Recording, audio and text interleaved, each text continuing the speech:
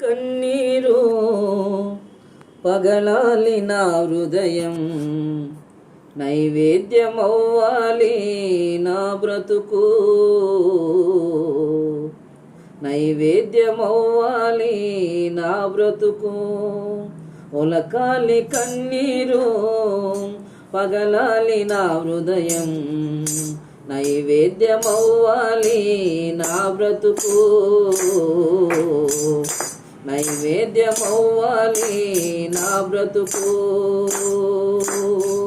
పగిలిన హృదయముతో పశ్చాత్తాపముతో కరుణించు మనుచు కన్నీరు విడచే, పగిలిన హృదయముతో పశ్చాత్తాపముతో కరుణించు మనుచు కన్నీరు విడచే. రొమ్ము కొట్టుకున్నాడు పాపమొప్పుకున్నాడు, రొమ్ము కొట్టుకున్నాడు పాపమొప్పుకున్నాడు, నీతిమంతునిగా తీర్చబడే. ఒలకాలి కన్నీరు పగలాలి నా హృదయం, నైవేద్యమవ్వాలి నా బ్రతుకు, నైవేద్యమవ్వాలి నా బ్రతుకు. ఒలకాలి కన్నీరు పగలాలి నీ హృదయం, నైవేద్యమవ్వాలి నీ బ్రతుకు. యేసుకు నైవేద్యమవ్వాలి నీ బ్రతుకు. కన్నీరు విడచింది పాదాలు కడిగింది, తల వెంట్రుకలతో తుడచి ముద్దు పెట్టుకున్నది. కన్నీరు విడచింది పాదాలు కడిగింది, తల వెంట్రుకలతో తుడచి ముద్దు పెట్టుకున్నది. అత్తరుతో అభిషేకించి ఆరాధన చేసింది, అత్తరుతో అభిషేకించి ఆరాధన చేసింది, పాపక్షమాపణ పొందింది. ఒలకాలి కన్నీరు పగలాలి నా హృదయం, నైవేద్యమవ్వాలి నా బ్రతుకు. యేసుకు నైవేద్యమవ్వాలి నా బ్రతుకు. ఒలకాలి కన్నీరు పగలాలి నా హృదయం, నైవేద్యమవ్వాలి నా బ్రతుకు. యేసుకు నైవేద్యమవ్వాలి నా బ్రతుకు, నైవేద్యమవ్వాలి నా బ్రతుకు. యేసుకు నైవేద్యమవ్వాలి నా బ్రతుకు.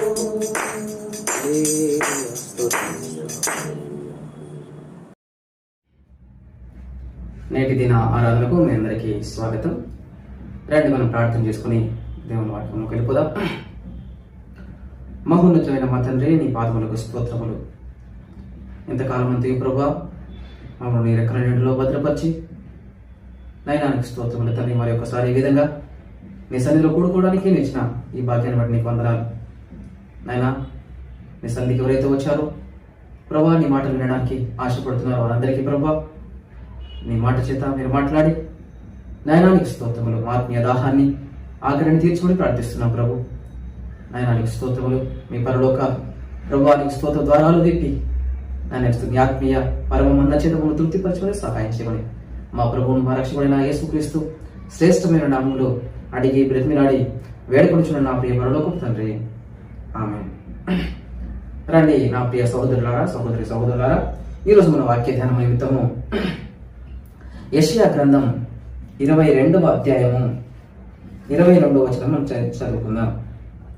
యెషయా గ్రంథం 22వ అధ్యాయము 22వ వచనం నుంచి మనం చదువుకుందాం. ఇక్కడ రాయబడిన మాట మనం చదివినట్లయితే, నేను దావీదు ఇంటి తాలపు అధికార భారమును అతని భుజం మీద ఉంచెదను, అతడు తీయగా ఎవడును మోయజాలడు, అతడు మూయగా ఎవడును తీయజాలడు అనేటువంటి మాట ఇక్కడ చదువుతున్నాం. ఇది దేవుని వాక్యములో రాయబడినటువంటి ఈ మాట యేసుక్రీస్తుకు సాదృశ్యముగా రాయబడినటువంటి మాట. ఈ మాట మనం ప్రకటన గ్రంథంలో కూడా చదువుతాం. దయచేసి ఆ మాట మనం చూసినట్టయితే ప్రకటన గ్రంథము 3వ అధ్యాయము 7-8 వచనాలు మనం చూసినట్టయితే అక్కడ ఎవడు వేయలేకుండా తీయవాడును, ఎవడు తీయలేకుండా వేయవాడును అన్న మాటను మనం అక్కడ చదువుతున్నాం. అట్లయితే చదువుతాం ఆ విషయం కూడా. ప్రకటన గ్రంథము 3వ అధ్యాయము, ప్రకటన గ్రంథం 3వ అధ్యాయము 7వ వచనం. దావీదు తాళపు చెవి కలిగి ఎవడును వేయలేకుండా తీయువాడును, ఎవడును తీయలేకుండా వేయువాడునైనా సత్యస్వరూపియగు పరిశుద్ధుడు చెప్పు సంగతులు ఏవనగా అని ఇక్కడ మన ప్రభువైన యేసుక్రీస్తు మాట్లాడుతున్నట్టుగా మనం చూస్తున్నాం.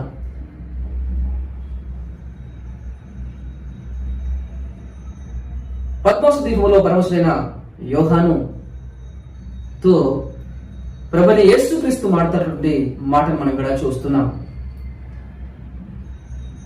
అతడు వేయగా ఎవడు ముయ్యగలడు, అతడు మూయగా ఎవడును తీయజాలడు. అనగా దేవుడు తెరిస్తే ఎవడు దానిని మూయలేడు, ఆయన దాన్ని మూస్తే ఎవడు దానిని తీయలేడు అని చూస్తున్నాం. నిజానికి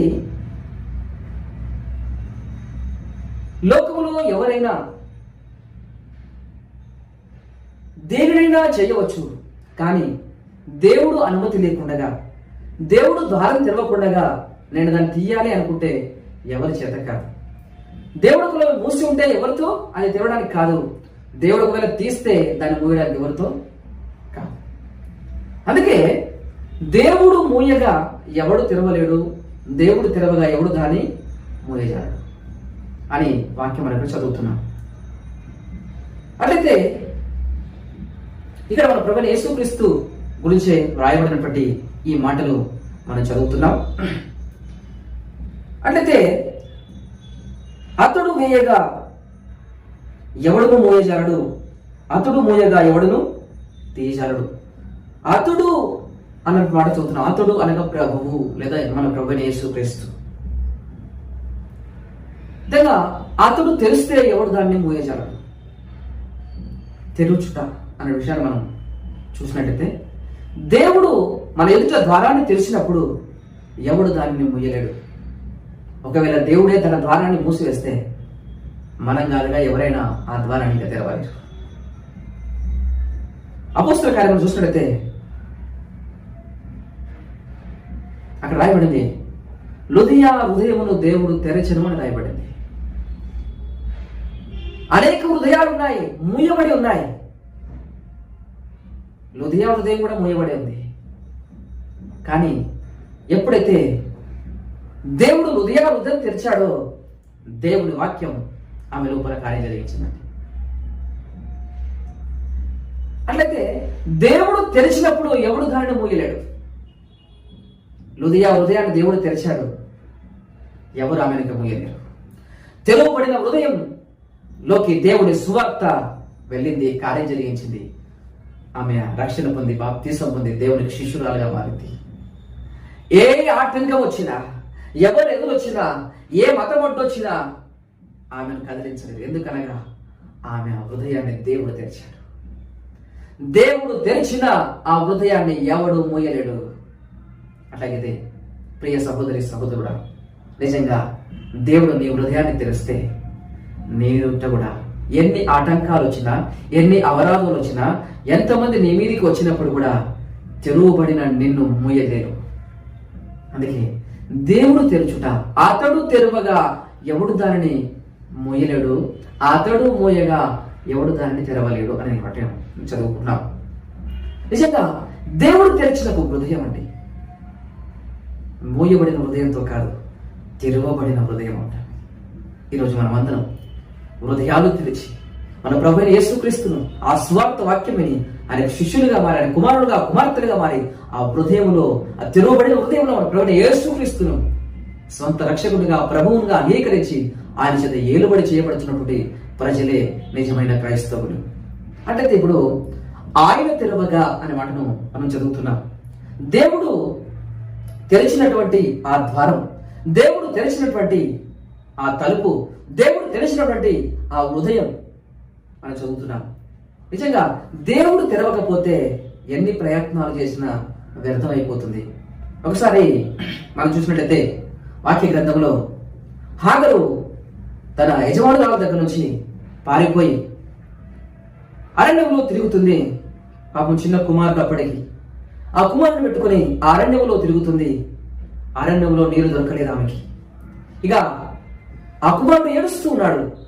నీరు దొరకని ఆ వేళలో తన కుమారుడు చనిపోతాడనే బాధ చేత ఆమె కూడా ఏడుస్తూ ఆ కుమారుని ఒక చెట్టు క్రింద పడుకోబెట్టి అంత దూరంతో వెళ్ళి ఏడుస్తా ఉంది ఆ హాగరు.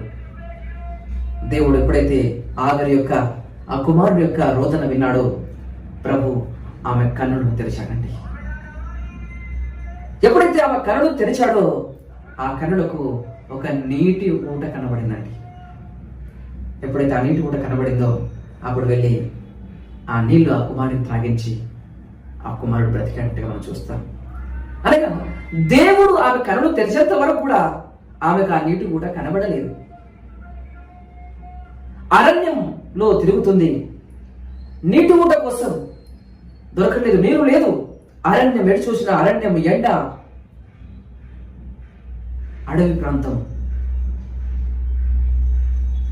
అలాంటి రోజున సమయంలో ప్రభు ఆమె కన్నులు తెరిచాడు. అదేవిధంగా సహోదరి సహోదరుడా, నీ లోకమనే అరణ్యంలో తిరుగుతున్నప్పుడు ఆత్మీయ దాహంతో అల్లాడిపోతున్నటువంటి నీకు సత్యం అంటే ఎక్కడ ఉంది? ఆత్మీయంగా నేను ఎండిపోతున్నాను కదా, ఆ సత్యదేవుని యొక్క ప్రత్యక్షత నాకు దొరకాలి, ఆత్మీయంగా ఎండిపోయిన నేను ప్రభు చేత తృప్తిపరచబడాలని ఆశ నీకు ఉండి అటు ఇటు తిరుగుతున్నావేమో. ఎటు చూస్తున్నావు?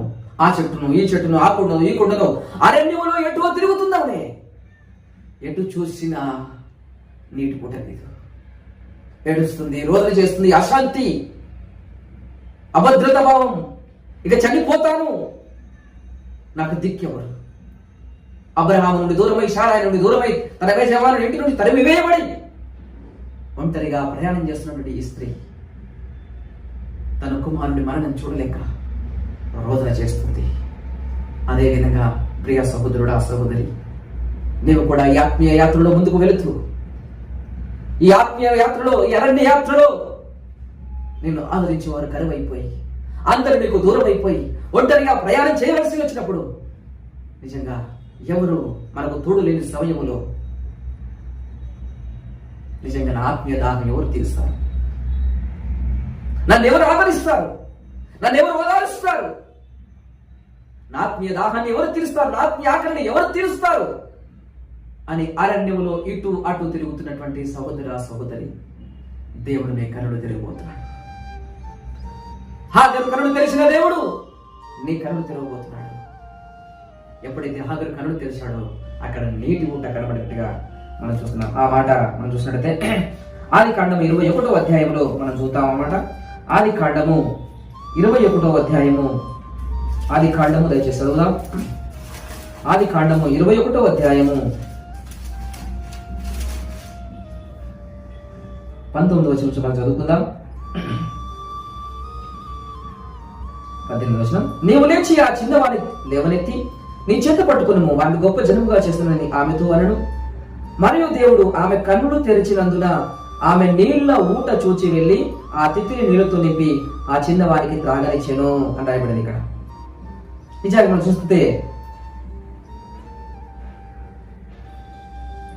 మరియు దేవుడు ఆమె కన్నులు తెరిచినందున ఆమె నీళ్ల ఊట చూచి అని రాయబడింది.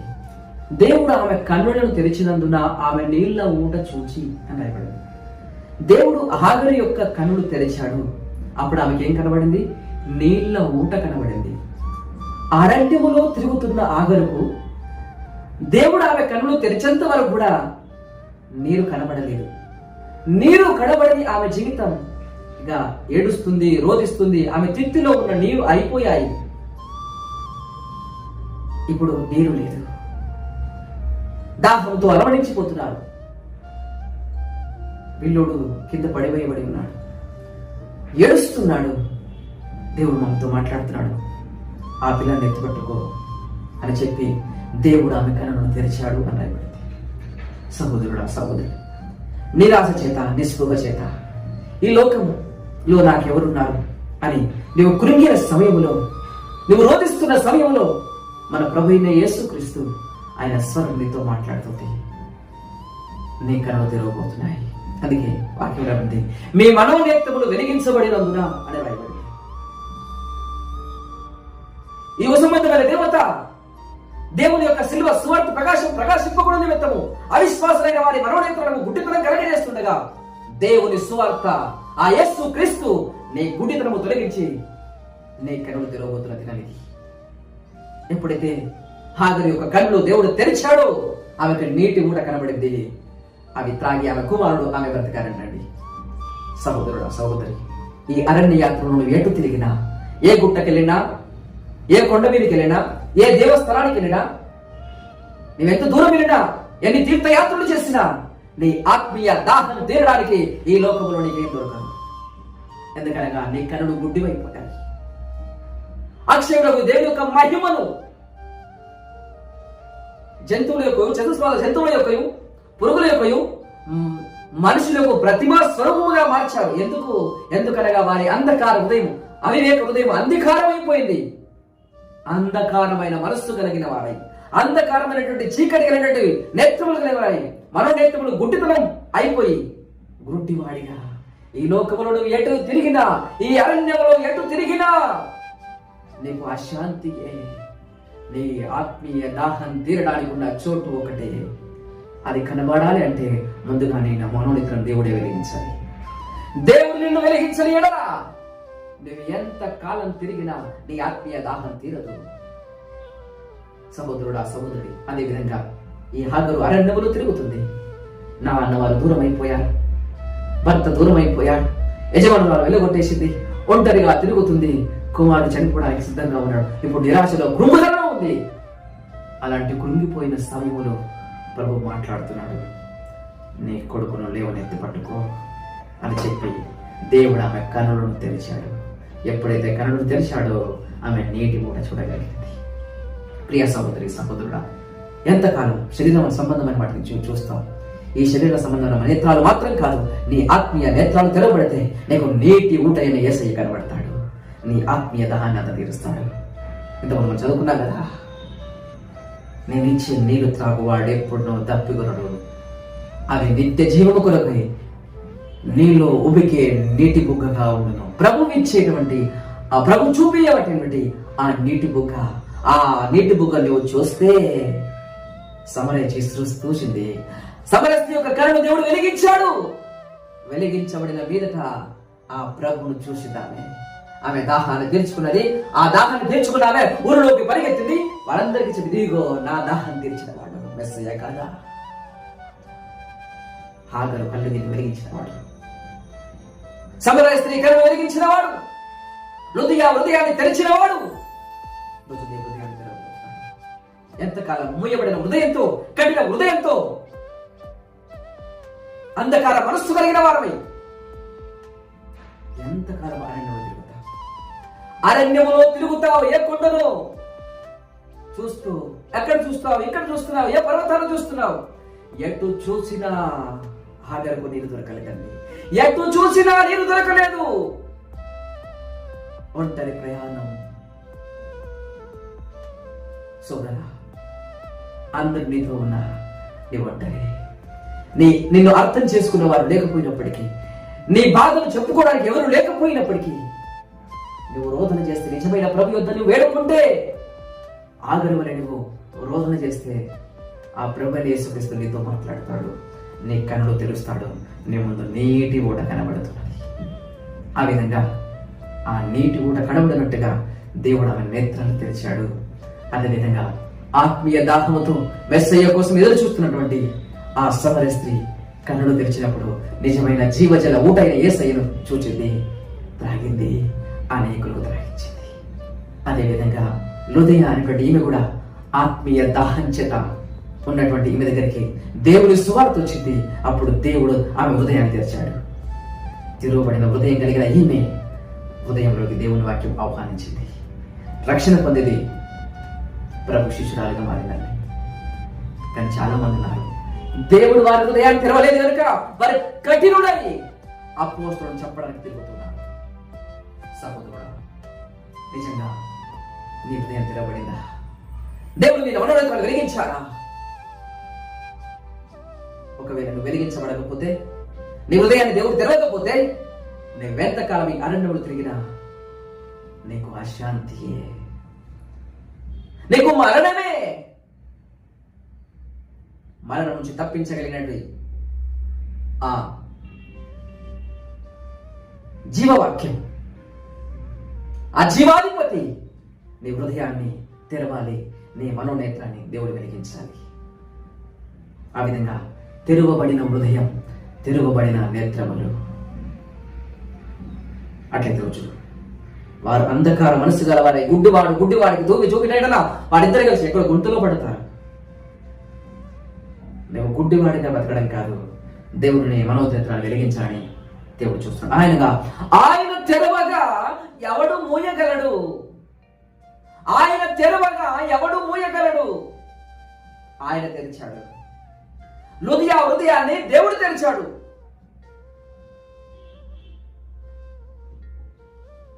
హాగరు కనులను దేవుడు తెరిచాడు. సమరయ స్త్రీ కనులను హృదయాన్ని దేవుడు తెరిచాడు. ఎవడు మూయలేకపోయాడు, ఎవడు మూయలేడు. నేనిచ్చు నీళ్లు తాగువాడు ఎన్నడు దప్పికొనడు, ఎన్నడును ఎవడు మూయలేడండి. అవును, దేవుడు తెరవగా ఎవడు మూయలేరు. నీవనుకుంటున్నావు నాకు వ్యతిరేకంగా అన్ని ద్వారాలు మూయబడ్డాయి, ఎటు వెళ్ళాలో తెలియడం లేదు, అన్ని పరిస్థితులు మూయబడినట్టుగానే కనబడుతుంది, నా ముందు ఒక మార్గం తెరవబడినట్టుగా లేదు, అన్ని ఆటంకాలే. సోదరి, నీ జీవితంలో అన్ని ఆటంకాలని నిరాశ చెందిపోయి నిస్పృహలోకి వెళ్ళిపోయి నువ్వు ఒకవేళ ఉన్నావేమో. ప్రభు నీతో మాట్లాడుతున్నాడు. నిజంగా నీ ప్రభువుని వేడుకుంటే నీకు ముందా ఆ ద్వారాన్ని తెరుస్తాడు.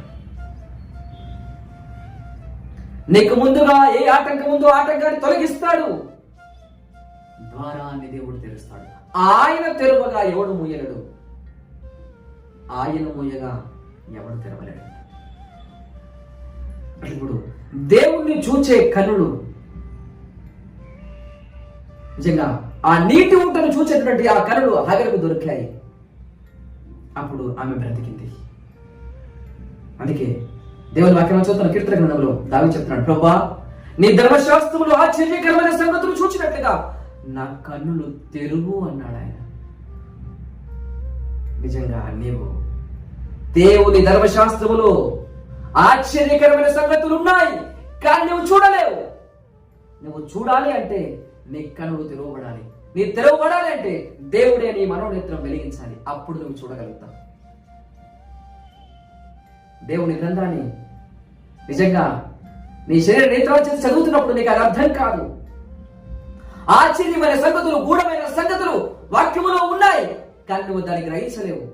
కానీ నిజంగా దేవుడు నీ మనోనేత్రాలు వెలిగిస్తే ఆశ్చర్యమైన సంగతులు చూసినట్టుగా దేవుడు నీ నేత్రాలు తెరిస్తే అప్పుడు చూస్తావు. అందుకే తెరువబడినటువంటి హృదయం కలిగిన, తెరువబడిన కరుణ కలిగిన వాడై ధర్మశాస్త్రాన్ని ధ్యానిస్తున్నప్పుడు ఆయన చెప్తున్నాడు, అబ్బా క్రోగం మెదడు దొరికినట్టుగా జుంటి తేరే దారుల కంటే మధురంగా నీ వాక్యం నాకు దొరికింది ప్రభా. అది మేలిమి బంగారు కంటెను, ముత్యముల కంటెను విలువైనది ప్రభా అని చెప్పి. ఎందుకు? తెరువబడింది ఆయన కన్నులు. ఆశ్చర్యమైన సంగతులు చూస్తున్నాడు. గూఢమైన వాక్యాలు బయలుపరచబడుతున్నాయి. కన్ను తెరవబడిన తర్వాతనే సహోదరుడా, సహోదరి, దేవుడిని తెరవాలి. ఒకసారి ఎలీషా ఒక స్థలంలో ఉన్నప్పుడు అక్కడ సోమ్రోను రాజు, ఒక మాట చదువుకుందామా? దేవునికి స్తోత్రం. 2వ రాజులు 6వ అధ్యాయం 11వ వచనం. సిరియా రాజు కల్లోల పడి తన సేవకులు పిలిపించి, మనలో ఇశ్రాయేలు రాజు పక్షమును వహించిన వారెవరైనా మాకు తెలియజెప్పబడదా అని అడగగా, తన సేవకుడు ఒకడు, రాజమైన నా ఎడవాడా, ఇశ్రాయేలు రాజు పక్షమున ఎవరు లేరు గాని ఇశ్రాయేలులో ఉన్న ప్రవక్త ఎలీషా మీ అంతఃపురం ముందు మీరు అనుకున్న మాటలు ఇశ్రాయేలు రాజుకు తెలియను.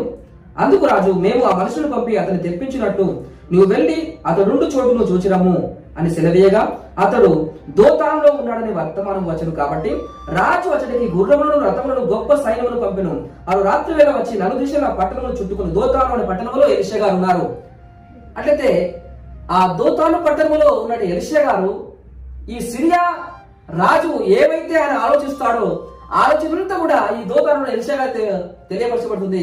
ఈయన ఇశ్రాయేలు రాజు తెలియపరుస్తున్నాడు. కనుక మనం అనుకున్నదంతా ఈయనకి ఎలా తెలుస్తుంది? మన పక్షముగా మనతో ఉన్నవాడు ఎవరో అతను చెప్తున్నాడు కనుక అని ఆ సిరియా రాజు అన్నప్పుడు ఆ సిరియా రాజు దగ్గర వాటిలో ఒకడు అన్నాడు, అయ్యా అలా కాదు, దోతానులో ఎలీషా ప్రవక్త ఉన్నాడు, వారికి ఆ ప్రవక్తకు నువ్వేమనుకుంటావు అన్ని తెలిసిపోతాయి. ఆయన మాత్రం చెప్తున్నాడు. ఆయన ఎక్కడుంటాడు? ఆయన దోతానులో ఉంటాడు. అట్లయితే మీరు అందరూ చేసినప్పుడు ఆయన పట్టుకోనండి.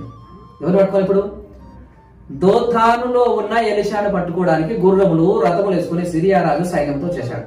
ఇప్పుడు ఆయన గుడారంలో వేసుకుని ఉన్నాడు. ఆ గుడారం చుట్టూ గుర్రములు రథములు తెలుపుకుని పెద్ద వచ్చేసి కూర్చున్నారు.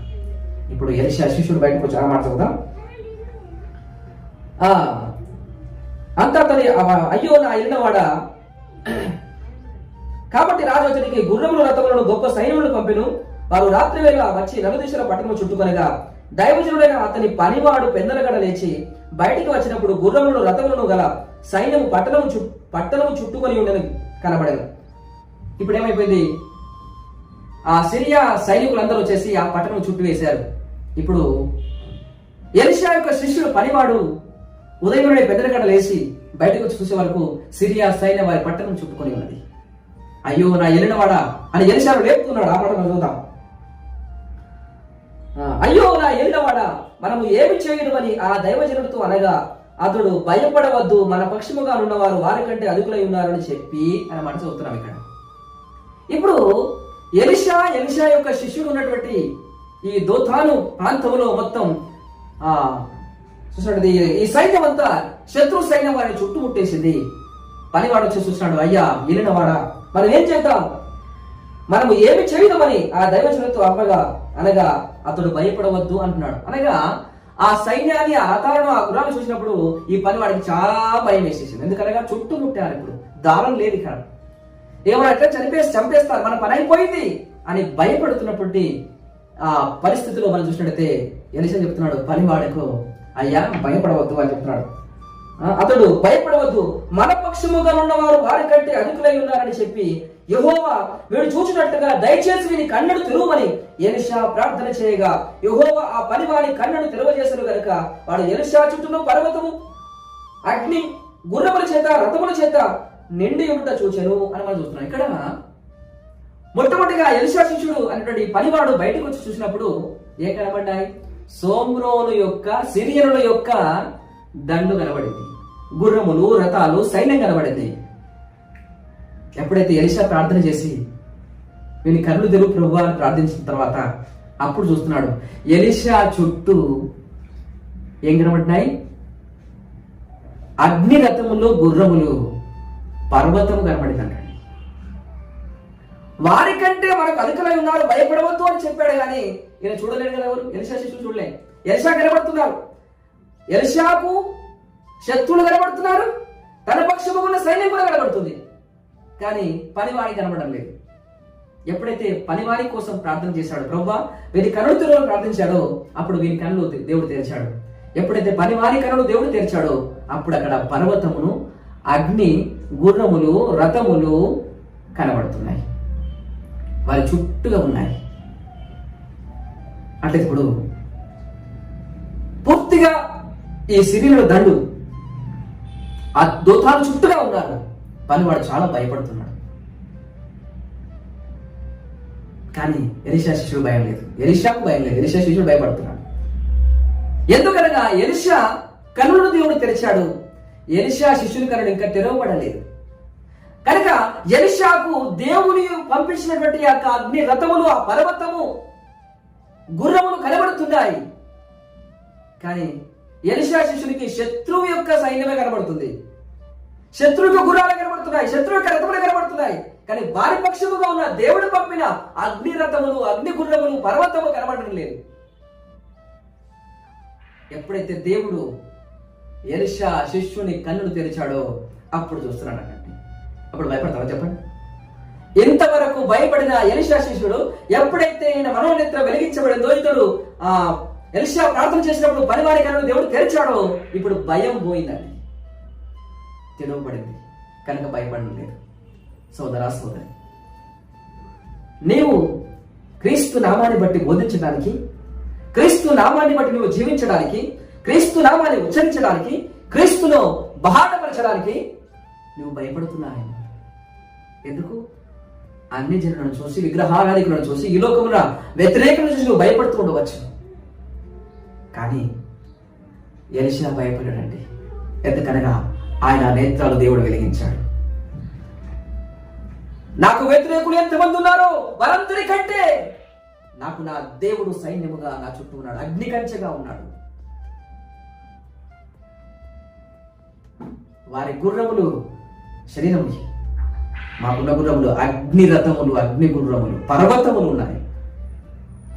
అందుకే మాలో ఉన్నవాడు లోకములో ఉన్నవాడి కంటే గొప్పవాడు అని రాయబడింది. మాలో ఉన్నవాడు లోకములో ఉన్నవాడి కంటే గొప్పవాడు. ఎవరా గొప్పవాడు? యేసు. ఆ యేసును చూచే కన్నులు నీకున్నాడు.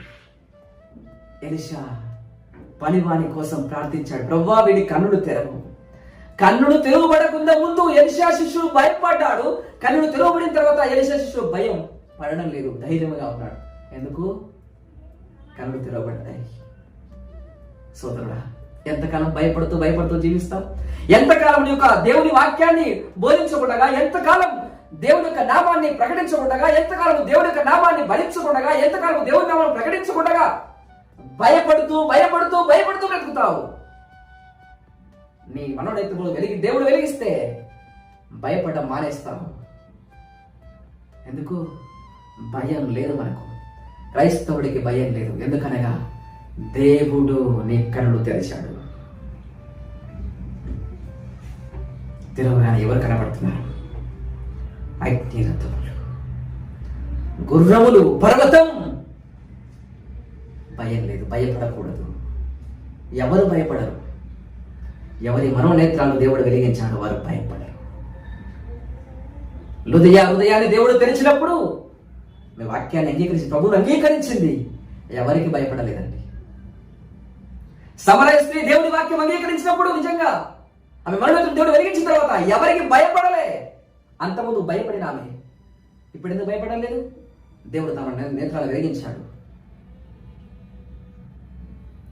హాగరు అంతకుముందు నిరాశలో, నిస్పృహలో చావడానికి సిద్ధమైపోయింది, ఏడుస్తా ఉంది. దేవుడు నేత్రాలు వెలిగించిన తర్వాత ఆ జీవజలాన్ని తాగి బ్రతికింది, తృప్తిగా జీవిస్తుంది. అంతకుముందు తృప్తి లేని అనుభవం, నిరాశ అనుభవం, కృంగిపోయిన అనుభవం, ఏడుపు, అశాంతి. ఎప్పుడైతే దేవుడు నేత్రాలు తెరిచాడో శాంతి, తృప్తి.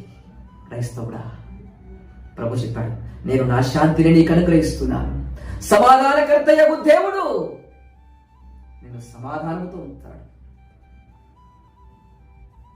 ఆయన లేకముందు, ఆయన కన్నులు తెరవక ముందు అసమాధానం, ఆయన కన్నులు తెరిచిన సమాధానం. ఆయన కన్నులు తెరవక ముందు అంత అశాంతే, అంత కలవరములే. ఆత్మీయ దాహముతో అల్లాడిపోతుంది, నిరాశ చెందిపోతుంది. ఎప్పుడైతే నేత్రాలు తెరిచాడో నిరాశ పోయింది. ఈరోజు నువ్వు ప్రభు చేత వెలిగించబడడానికి సిద్ధమా? ప్రభు చేత నీ కన్ను తెరవబడాలి, నీ హృదయం తెరవబడాలి, నీ మనోనేత్రం వెలిగించబడాలి. ఆయన తెరవగా ఎవడు మూయలేడు, ఆయన మూయగా ఎవడు దాన్ని తెరవలేడు. అధికారం కలిగిన మన దేవుడు తెరుస్తాడు ద్వారాన్ని. సువార్త ద్వారాలు మూయబడుతున్నాయి అని నీవు అనుకుంటున్నావేమో, ప్రార్థించు. దేవుడు ద్వారం తెరిస్తే ఎవడు దానిని మూయ, ఏ ప్రభుత్వం దాన్ని మూయలేదు. కొరింథీ రాష్ట్ర పత్రికలో పౌలు చెప్తున్నాడు, నిజంగా దేవుడు ద్వారం తెరచెను అని మాట. ఒకరు మనం చదువుదామని. దేవునికి స్తోత్రం, హల్లెలూయా, స్తోత్రం స్తోత్రం స్తోత్రం స్తోత్రం, హల్లెలూయా హల్లెలూయా, స్తోత్రం.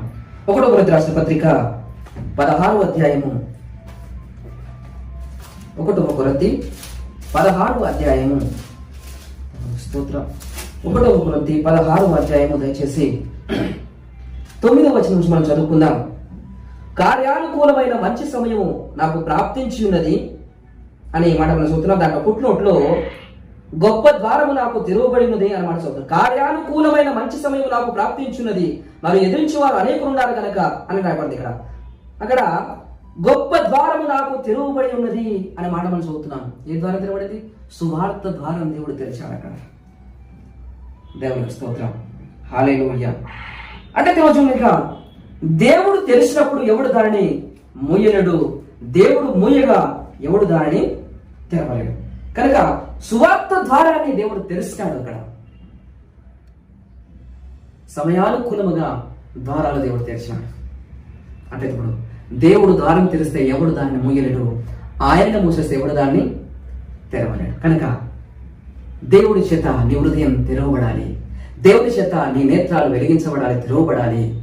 నిజంగా ఆ దేవుని చూచినట్టుగా, హాగరు ఆ నీటి ఊటిని చూచినట్టుగా, ఎలీషా పనివాడు అగ్ని రథమును చూచినట్టుగా ఈరోజు నిజంగా దేవుడిని మనోనేత్రాలను వెలిగించాలి.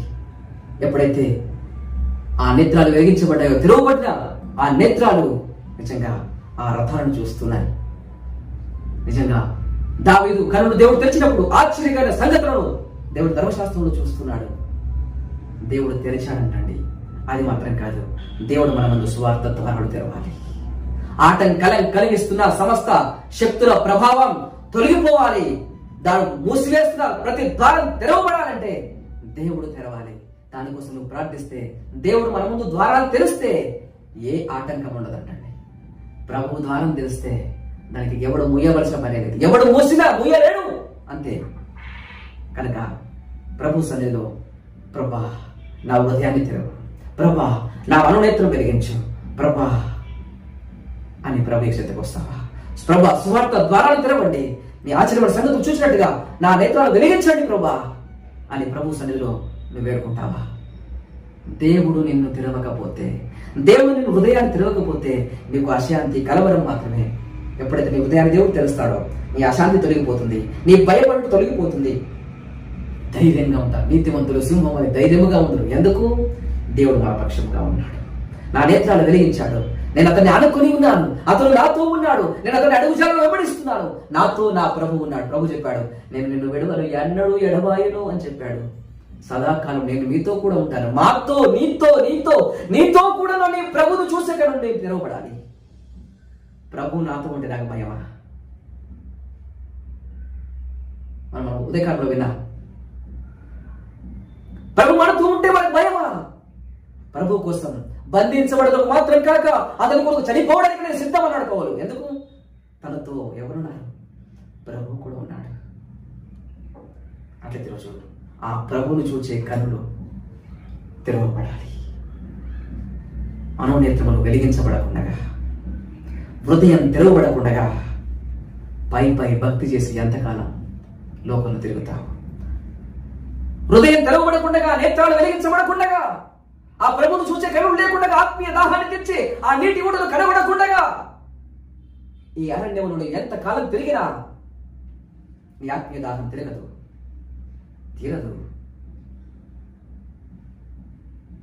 బయట వారిని చూసి వీరిని భయపడుతూ ఎంతకాలం భయపడుతూ ఉంటావు? దేవుడు నీ మనోనేత్రం వెలిగిస్తే భయం అని ధైర్యంగా దేవుని వారి సువార్త ప్రకటిస్తావు. చంపుతామని బెదిరించిన, భయపట్టు వారికి బెదరక ఉండుట వలన మీకు రక్షణ, వారికి అవును భయపడకూడదు. మనం ఎదిరించు వారికి భయపడకూడదు. అలా భయపడకపోతే మనకు రక్షణ దొరుకుతుంది, వారికి నాశనం దొరుకుతుంది. ఎవరికి? నిన్ను భయపెట్టేవాడు నాశనం అవుతాడు, ధైర్యముగా ఉన్న నీవు రక్షణ పొందుతావు. అంటే ఆ ధైర్యం నీకు కావాలంటే ఎలీషా శిష్యునికి ముందు భయం ఉంది. ఆ భయం ఎలా తీరిపోయింది? ప్రభు మనోనేత్రం వెలిగించాడు. మరణ భయం చేత దాస్యములకు లోబడిన నిన్ను కూడా విడిపించుటకు, ఆ మరణ భయం నుండి నిన్ను విమోచించుటకు మన ప్రభువైన యేసుక్రీస్తు, జీవాధిపతి యేసుక్రీస్తు దిగి వచ్చాడు. నీ మరణ శాసాన్ని కొట్టివేసి నీకు జీవాన్ని ప్రసాదించి దేవుని కుమారుడై అధికారాన్ని నీకు అనుగ్రహిస్తాడు. దానికి నీ మరణ శాసనం తొలగిపోయి నిజంగా జీవాన్ని చిత్తని నింపుతాడు. అవన్నీ కారణం ఒకటి, నీ మనోనేత్రం వెలిగించబడాలి. ఈ సువార్త వాక్యం నీలో వెలిగించబడాలి.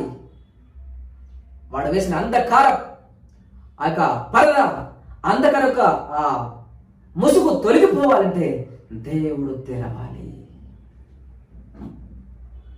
సహోదరుడా సహోదరు, ఇంకెంతకాలం మూయబడిన హృదయంతో మూయబడిన కనులు కలిగి ఎంతకాలం ప్రయాణం చేస్తావు? భయంతో భయంతో భయంతో భయంతో ఎంతకాలం భయపడుతుంటావు? దేవుడిని మనోనేత్రం వెలిగించాలి. నువ్వు ధైర్యంగా సువార్త చేయాలి. నువ్వు ధైర్యముగా ప్రభు కోసం పరిగెత్తాలి. నువ్వు ధైర్యముగా యేసుక్రీస్తు సువార్తను ప్రకటించాలి. ఆయన నామాన్ని ప్రచురం చేయాలి. అందుకే దేవుడు నేను ఏర్పరచుకున్నాడు. ఇంకెంతకాలం? ఏషాకు శిష్యుడవే, కానీ నేత్రాలు వెలిగించబడలేదు. పేరుకు మాత్రం యేసుక్రీస్తు శిష్యుడే, కానీ మనోనేత్రం వెలిగించబడలేదు. పేరుకు మాత్రం క్రైస్తవుడే, కానీ మనోనేత్రం వెలిగించబడలేదు. ఎంతకాలం మనోనేత్రం వెలిగించబడకుండా నీవు ఉంటే అంతకాలం నీవు భయపడుతూనే ఉంటావు. నిజమైన శిష్యుడు భయం లేనివాడు, ఎందుకనగా అతని నేత్రాలు వెలిగించబడ్డాయి. మనం చూస్తున్నాం, అతడు తెరవగా ఎవడు మూయలేడంట. అతడు తెరవగా ఎవడు మూయలేడు, అతడు మూయగా ఎవడు తెరవలేడు. ఇప్పుడు సహోదరులారా, మీరు ఏ అరణ్య యాత్రలు అసమాధానంతో నిజమైన దేవుడు తెలియకుండా ఎంతకాలం మీరు భక్తి చేసి బ్రతుకుతున్నారు? నీకు నిజమైన శాంతి దొరకదు. నిజమైన శాంతి సమాధానం నీ హృదయంలో కలగాలంటే సత్యదేవుడు యేసుక్రీస్తు వద్దకు రావాల్సిందే. నీ మనోనేత్రం వెలిగించబడాల్సిందే. ఆ నీటి ఊటను తాగవలసినదే. అంటే ఈరోజు ఆ సమాధానకర్త దగ్గరకు వచ్చి నువ్వు హృదయాన్ని ఆయనకు సమర్పించుకో. దేవుడిని కన్ను తెరవజేస్తాడు. ఆయనను త్రాగుతావు. ఆ శాంతి తొలగిపోతుంది. శాంతి నీకు లభిస్తుంది. అట్లా మనం చూసినట్టే ఆయన తెరవగా ఎవడు మోయలేడండి. ఆయన మోయగా ఎవరు తెరవలేరు. నిజానికి మనం చూసినట్టే ఇప్పుడు సువార్త ద్వారా తెరవబడి ఉంది. యేసుక్రీస్తు సువార్త ద్వారా తెరవబడింది. ఇదిగో ఇదే మిక్కిలి అనుకూల సమయం, ఇదే అనుకూల సమయం, ఇదే రక్షణ దినం అని దేవుడు తన సువార్త ద్వారా మనల్ని పిలుస్తున్నాడు. ఎందుకనగా తన కృపా ద్వారం తెరిచాడు. నూతనమైన జీవ మార్గాన్ని మనకు ఏర్పాటు చేసి ఆ ద్వారాన్ని తెరిచి ఉంచాడు. రండి అని పిలుస్తున్నాడు. నిజంగా ఆ కృపా ద్వారం తెరిచి ఉండగానే పరిగెత్తుకుని ప్రవేశించు. ఎందుకంటే నీ కోసం తెరిచాడు ఆయన. తన శరీరమును తెర ద్వారా తెరను చీల్చి నీ కోసం ఒక మార్గాన్ని సిద్ధపరిచి తెరచి ఆయన ఆహ్వానిస్తున్నాడు కృపాసం మీదకి వేడుకోవడానికి. వెళ్తావా? ఇంకెంతకాలం బయట అంటావు? ఇరుకు మార్గంలో ప్రవేశింపబోరాడు అని చెబుతున్నాడు. అనగా ప్రవేశానికి ద్వారం తెరవబడి ఉంది. ఇంకా ఇరుకు మార్గంలో ప్రవేశించడానికి నీకు ద్వారం తెరవబడి ఉండగా ఇంకా బయట ఎందుకు భక్తి చేస్తున్నావు? లోపల ప్రవేశించడానికి దేవుడు పిలుస్తున్నాడు. అందరూ లోపల ప్రవేశించు. లోపలికి రాకుండా బయట భక్తి చేసి ఎంతకాలం బ్రతుకుతావు? నువ్వు ఎంతకాలం బయట ఉన్నా నీకు అశాంతియే. లోపలికి వస్తే తెలుస్తుంది రోజు ఏంటో. లోపల దేవుడు ద్వారం తెరిచాడు నీ కోసం. దేవుడు తెరిచిన ద్వారం కూడా నువ్వు ప్రవేశించకుండా ఇంకా బయట ఎందుకు బ్రతుకుతావు? ప్రవేశించ పోరాడు. అట్లయితే రోజు దేవుడు తెరిచాడు. ఒకవేళ దేవుడు మూసివేస్తే నీవు అప్పుడు ఏమనుకున్నా తీరలేదు. 10 మంది కన్యకలు వచ్చారు. సిద్ధులు నూనె పోసుకొని పెళ్లి కుమారుడు రాగానే అని ఎదుర్కోవడానికి వెళ్ళిపోయారు. 5 మంది మాత్రం సిద్ధులు నూనె లేకుండా డ్యూటీ ఆరిపోయింది. మొదటి 5 మంది ఎత్తబడ్డారు. తలుపు వేయబడిన తర్వాత వీరొచ్చి తలుపు కొడుతున్నారు. అయ్యా నాకు తలుపు తీ. తన తలుపు యజమానుడు వేసేశాడు. తీయబడదు. సమయం ఉండగానే, కృపా ద్వారం తెరవబడి ఉండగానే నువ్వు లోపల ప్రవేశించు. ఇంకా సమయం ఉందిలే, వచ్చే సంవత్సరం చూస్తానులే, రేపు చూస్తానులే, ఎల్లుండి చూస్తానులే, వాయిదాలు వేస్తూ నువ్వు ఎంతకాలం బయట భక్తి చేసి బయట ఉంటావో దేవుడు ద్వారాన్ని మూసేస్తే నువ్వు ఎప్పుడు ఎక్కడ వెళ్తావు? సోదరా, ఈరోజు నువ్వు బ్రతికున్నావు, రేపు నువ్వు బ్రతుకున్నావని బ్రతుకుంటావా? ఈరోజు నువ్వు జీవిస్తున్నావు, ఈరోజు నువ్వు బ్రతికున్నావు, ఈరోజు నువ్వు మాట్లాడుతున్నావు. ఈరోజు నీది, రేపు నీది కాదు. క్రీస్తు రాకడ ఎప్పుడు, మన మరణం ఎప్పుడు మనకు తెలియదు. మనం బ్రతికుండగానే మారు మనసు పొందుకొని లోపల ప్రవేశించకుండా ద్వారం మూసివేసిన తర్వాత, యజమానుడు ద్వారం మూసివేసిన తర్వాత నువ్వు తలుపు కొడితే తీసేవారు ఎవరు ఉండరు. అందుకనే దేవుడు ద్వారం తెరిచి ఉంటాడు. ఇంకా మన కోసం దీర్ఘశాంతము చూపుచూనే ఉన్నాడు. ఆ కృపాద్వారం తెరబడి ఉండగా లోపల ప్రవేశించడానికి ఎంతమంది ఇష్టపడుతున్నారు? ఇదిగో ఇదే అనుకూల సమయం, ఇదే రక్షణ దినం. ప్రవేశించు లోపలికి. సోదరుడా, దేవుడు తెరవగా ఎవడు మూయలేడు, ఆయన మూస్తే ఎవడు తెరవలేడంటుంది. నోహాము వాడు సిద్ధపరిచాడు, అందరికి సువార్త ప్రకటించబడింది. ప్రవేశించండి లోపల, ప్రవేశించండి లోపల. ఎవరు రాలేదండి. ఈ 8 మంది లోపలికి ఎక్కారు. దేవుడు వారిని మూసివేశాడు లోపల. ఇంకా తెరవడానికి ఎవరికి వెళ్ళలేదు. సహోదరుడు, సహోదరి, 5 మంది ఎత్తబడిన తర్వాత, దారం మూయబడిన తర్వాత ఇంకా తెరవడానికి వెళ్ళలేదు. ఈరోజు కూడా దేవుడు తన ద్వారం మూయకముందే లోపల ప్రవేశించు. ఇది ఇరుకు దారం, ఇలా బ్రతకగలమా, ఇలా ఉండగలమా నీవు అనుకుంటున్నావేమో. ప్రభు నీతో ఉంటాడు. బయట బ్రతికి అశాంతితో బ్రతకడం కంటే ప్రభుతో బ్రతికి శాంతిగా బ్రతకడానికి, బయట ఉండి మనమైతే వెలిగించబడకుండా భయంతో బ్రతకడం కంటే ధైర్యవంతులుగా ప్రభుత్వం బ్రతకడానికి సిద్ధమా? ఎందుకనగా దేవుడు తెరుస్తాడు, దేవుడు తెరుస్తాడు, ఎవడు మూయడు. దేవుడు మూసేస్తే ఎవడు తెరవలేడనండి. కనుక ఈరోజు నీవు కూడా నీ పరిస్థితిలో, నీ ఆత్మీయ క్షేమ విషయంలో ఒకసారి ఆలోచిస్తావా? కనుక ఆయన తెరవగా ఎవడు మూయలేడు, ఆయన మూయగా ఎవరు తెరవలేటండి. కనుక నిజంగా ప్రభువా, ప్రార్థన చేసుకుందాం. యేసునాథుడా, నాడు లుదియా హృదయాన్ని తెరిచినట్టుగా నా హృదయాన్ని తెరవా, మా జనుల హృదయాన్ని తెరవవా, నా కుటుంబస్తుల హృదయాన్ని తెరవవా ప్రభువా. విశ్వార్త కార్యం జరిగినట్టుగా సహాయం చేయి ప్రభువా. నాడు ఆగరు కన్నులు తెరిచినట్టుగా, అరణ్యంలో నీటి ఊటను చూచినట్టుగా ప్రభువునికి స్తోత్రములు. ఈ అరణ్య యాత్రలో నీటి ఊటని నిన్ను చూసే భాగ్యం నాకు కలిగినట్టుగా దయచూపవా అని ప్రభువును వేడుకుంటావా? అదే విధముగా ఎలీషా శిష్యుడు భయపడుతున్నాడు. ఎప్పుడైతే ఎలీషా శిష్యుని కన్నులు దేవుడు తెరిచాడో భయం పోయింది, ధైర్యవంతుడుగా మాట్లాడుతున్నాడు. ఈరోజు నువ్వు నన్ను ఒక ధైర్యవంతుడుగా నేను ఉండాలి ప్రభా, నా నేత్రాలు వెలిగించవా, నేను చూసే కన్నులు నాకు దయచేయవా అని ప్రార్థిస్తావా? దేవుడి ధర్మశాస్త్రం చదువుతున్నావు కానీ ఏం అర్థం కావడం లేదా? దావీదు వలె ప్రార్థించు, ప్రభువా ఆశ్చర్యకరమైన సంగతులు చూచినట్టుగా నా నేత్రాలు తెరవు. దేవుడు తెరుస్తాడు. ఆయన తెరవగా ఎవడు మూయలేడు, ఆయన మూయగా ఎవడు తెరవలేడు. నీ సొంత యుక్తి చేత, జ్ఞానం చేత నువ్వు ఏం చేసినా నువ్వు ముందుకు రావు. ప్రభువు తెలిస్తే ముందుకు వస్తావు. అందుకే ఆయన శరణ వేడుకో. రండి మనం ప్రార్థన చేసుకుందాం. మా ఉన్నతమైన మా గొప్ప దేవ, ఈ పాదములకు స్తోత్రాలు ప్రభా. ఈ విన్న వాక్యమును మా హృదయంలో ఫలింపచేయండి.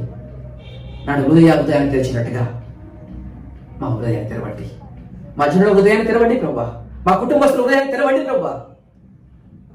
ఆగరు కన్నులు తెరిచినట్టుగా ప్రభా మా జనుల కన్నులు తెరవండి ప్రభు. నాయనా స్తోత్రములు. ఆ నీటి ఊటను కనుగొని అవి బ్రతికినట్టుగా, సంతృష్టి పొందినట్టుగా ప్రభు, మా ఆత్మీయ దాహం తీర్చబడినట్టుగా నిన్ను చూసే కన్నులు మాకు అనుగ్రహించమని ప్రార్థిస్తున్నాను. అదేవిధంగా ఎలీషా శిష్యుని కన్నులు తెరిచినట్టుగా ప్రభునికి స్తోత్రాలు. నాయనానికి స్తోత్రములు. మా కన్నులను తెరవండి ప్రభువానికి స్తోత్రములు. నిన్ను చూసే నేత్రాలు ప్రభువానికి స్తోత్రములు మాకు అనుగ్రహించమని ప్రార్థిస్తున్నాను. నాయనానికి స్తోత్రం. ఈ విధంగా నీ సన్నిధిలోనికి వచ్చి నీ మాటలు విని వాడి ప్రకారం నడుచుకోవడానికి మేము ధైర్యవంతులుగా ప్రభువానికి స్తోత్రములు. నైనానికి స్తోత్రములు తల్లి. తెరవబడిన హృదయం కలిగిన వారమై, మా మనోనిత వెలిగించబడిన వారమై ప్రభునికి స్తోత్రములు. నీ రాజ్యములోనికి ప్రవేశించి ప్రభువానికి స్తోత్రములు. నాయన నీతో సహవాసం చేసి ఆ గొప్ప భాగ్యం మాకు అనుగ్రహించమని ప్రార్థిస్తున్నాం. నాయనానికి స్తోత్రం. పరలోకంలో తెరవబడినటువంటి ఆ మహాలోకానికి మమ్మల్ని ఆహ్వానిస్తున్నందుకు నీకు వందనాలు ప్రభు, నీకు స్తోత్రాలు. ఈ విధంగా తెరవబడిన హృదయం కలిగిన వారమై, తెరవబడిన నేత్రాలు కలిగిన వారమై నీ దగ్గరకు వచ్చి ప్రభువానికి స్తోత్రం, నీ రాజ్యంలో ప్రవేశించే భాగ్యం మాకందరికి అనుగ్రహిస్తున్నందుకు నీకే మహిమ ఘనత ప్రభావం చెల్లిస్తూ వేద వాక్యం ప్రభు మా జీవితంలో ప్రభు ఫలింపజేయమని సహాయం చేయమని మా ప్రభువు మా రక్షకుడు యేసుక్రీస్తు శ్రేష్టమైన నామములో అడిగి బ్రతిలాడు వేడుకొచ్చిన పరలోకపు తండ్రి, ఆమేన్. ఆమేన్. Praise the lord.